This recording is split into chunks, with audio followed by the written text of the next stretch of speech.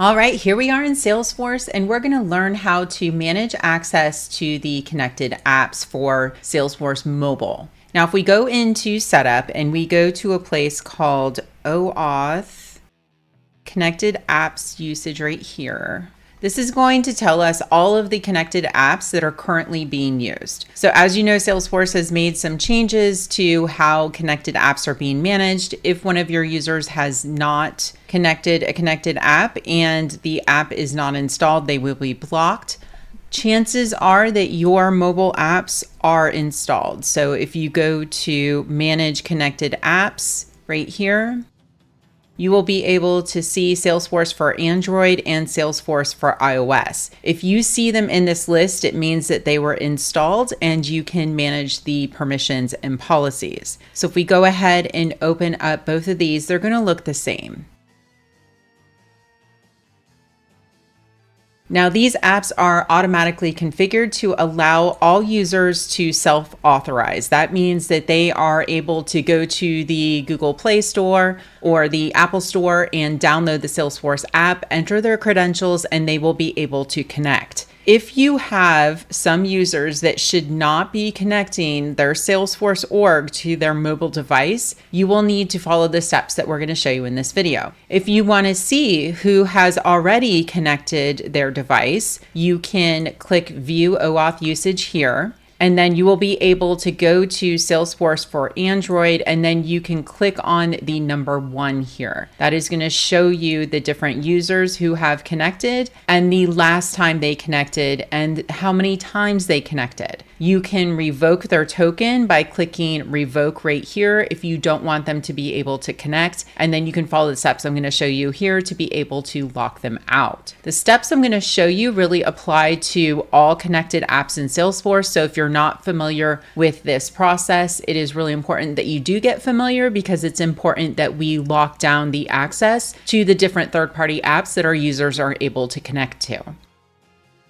So if we go back to Manage App Policies, we're going to do a couple of things here. So number 1, we're going to click Edit Policies, and then we want to change this to Admin Approved Users are pre-authorized. Now, please note, if you change this and you don't have any profiles or permissions enabled, any user that tries to access this app while you're making these configuration changes will not be able to access it for this couple of minutes that you have where you're configuring this. So just be aware of that. You'll want to give yourself time to be able to do this where you don't impact anybody. So when we change this to admin approved users, then what happens is 2 sections open up, one called profiles and one called permission sets. Now, if you have people who are on a specific profile and you want to enable the entire profile to be able to connect Salesforce to the mobile app, you can choose that entire profile here, whatever the profiles are, click Save, and that will enable all users to use the mobile app.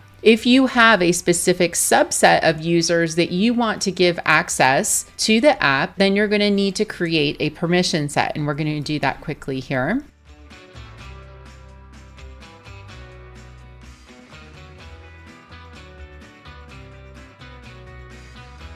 Then we'll go to Assign Connected Apps. You'll click Edit here. And then you can choose Salesforce for Android and Salesforce for iOS. You click Save. You click Manage Assignments. And then you can enable whoever you want to be able to access this. Now, if we go back to the connected apps,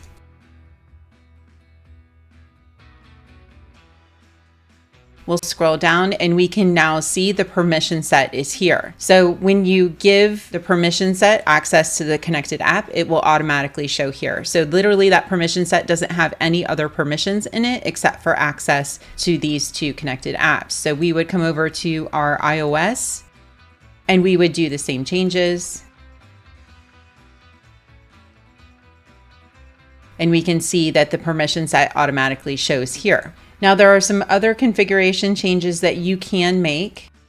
You can choose to enforce IP restrictions, but relax for tokens. You can relax IP restrictions. You will probably end up having to relax IP restrictions or activated devices due to IP addresses changing when people are traveling. So you'll just have to figure out what your company policy is when it comes to being able to access Salesforce, as well as your refresh token policy. Do you want to allow the refresh token to be valid until revoked, or do you want to expire it after a certain amount of days? Expiring it after 365 days is probably ideal, and especially maybe having a refresh token get expired if it's not used for a certain number of days, because when a user is deactivated, their token is still there, they won't be able to access Salesforce. Probably be good to expire it. I'm not going to go into any other configuration changes here. Now, the other access settings that you can configure for mobile are over in the mobile section.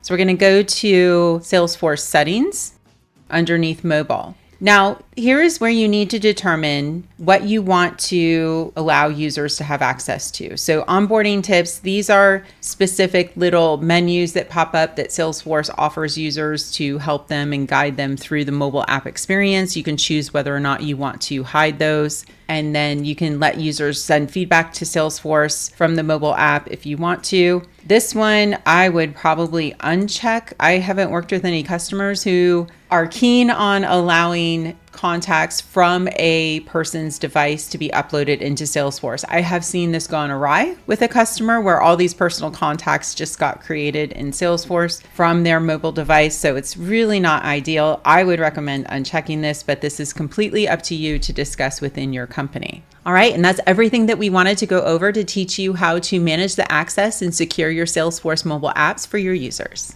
That's it. That's a wrap. Be sure to subscribe to Blue Tiger Academy so you don't miss our next video, where we will show you how to access Salesforce data on your mobile app without an internet connection. You will learn how to allow your users to use offline access and set up record caching and more. Let us know in the comments below if you have any questions or if you'd like to see a video on a different Salesforce topic. Thanks for watching, and I'll see you in the next one. Bye.